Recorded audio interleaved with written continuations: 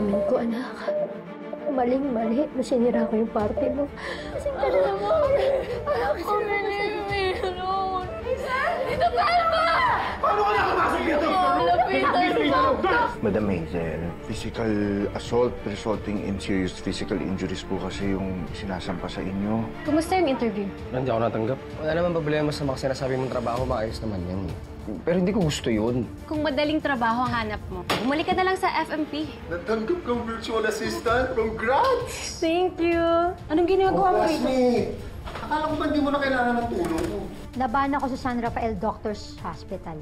Tulungan mo ako makapasok. Pababa na lang po ng mas. Buntis po si Mrs. Ito, pampawala ng antok ko. Nasa 4th floor yung kwarto ni Jessica. Room 411. Manuel, uwi muna ako, ha? Asikasuhin ko muna si Colleen kasi baka magtampo na naman yun. Oo nga. Baka mamaya isipin na nakalimutan mo na naman siya. Mabuti naman na tumatawa ka na. Dahil sa'yo, Felma. Salamat, ha?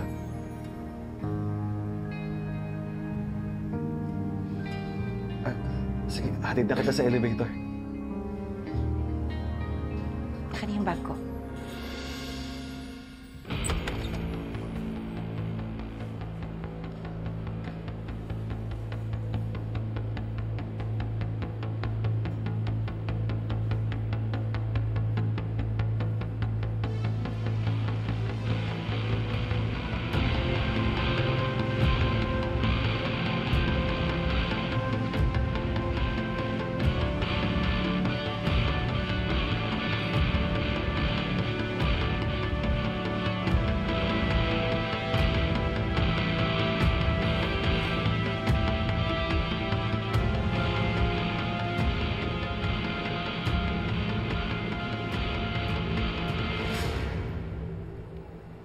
Pinapunta ko si Attorney Yaban dito para kausapin ka. Paakyat na daw siya.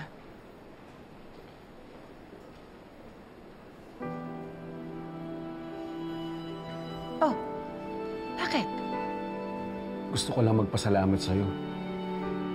Kasi sinamahan mo ako hanggang dito tapos hindi mo ko iniwan hanggang sa pagising ni Jessica.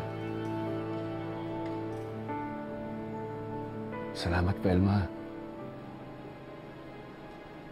Alam mo, hindi ko talaga alam kung paano ko haharapin to kung wala ka. Pero kung may kailangan ka, sabihin mo lang ha. Lahat yan gagawin ko. Para sa'yo. Para sa mga bata.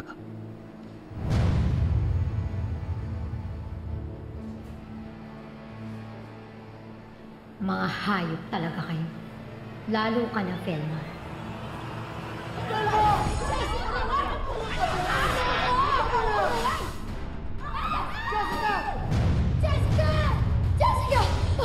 Ma'am, kailangan niyo sumama sa amin. Bitawan niyo ako, yung anak ko nasa ospital.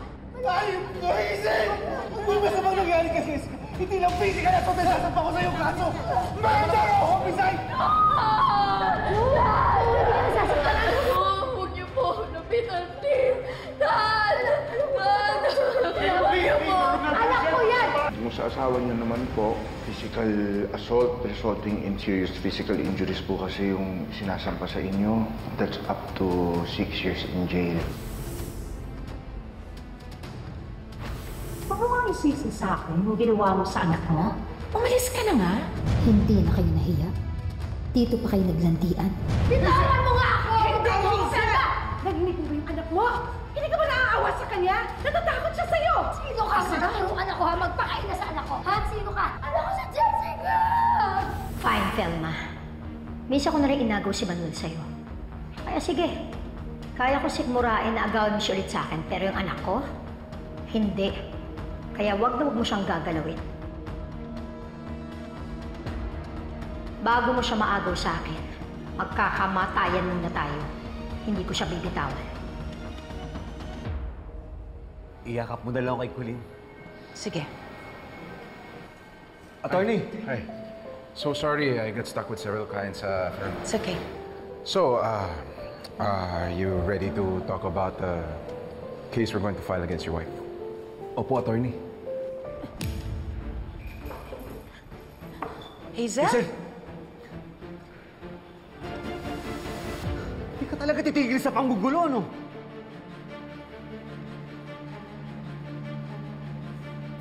Manuel. Manuel. Parang awa mo na. Gusto ko makita si Jessica. Kahit saglit lang. Kahit sandali lang.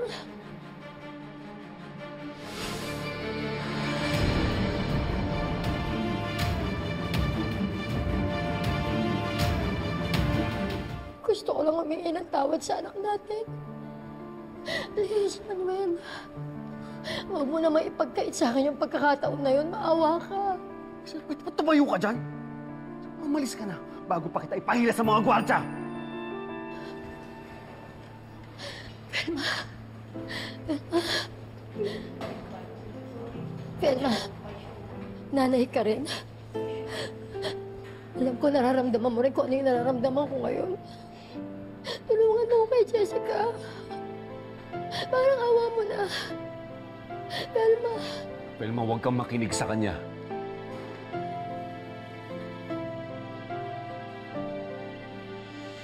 Manuel, baka kailangan mo munang kausapin si Jessica.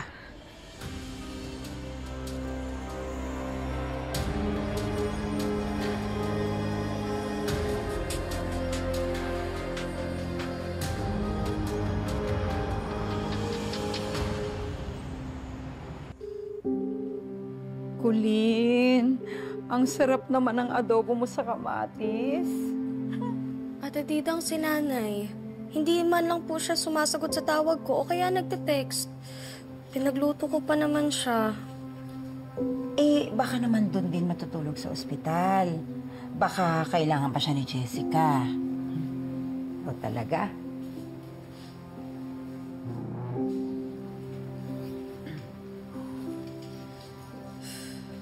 Sana man lang mag-update po siya. May anak po kaya siyang naghihintay dito. Aba, teka lang naman. Colleen, saan ang gagaling yan selos na yan kay Jessica, ha? Ay, ate, hindi po ako magsiselos kay Jessica ever. Ito naman talaga. Wow, hindi eh. Iba oh. Iba oh. Amoy selos. Ate Didang, nakakatampo lang po kasi si Nanay. Parang nakakalimutan niya na ako. Selos nga. Ayan oh. Oh, oh. Mukhang selos din. Bukod sa amoy, mukhang selos din yan. Tigilan mo yan.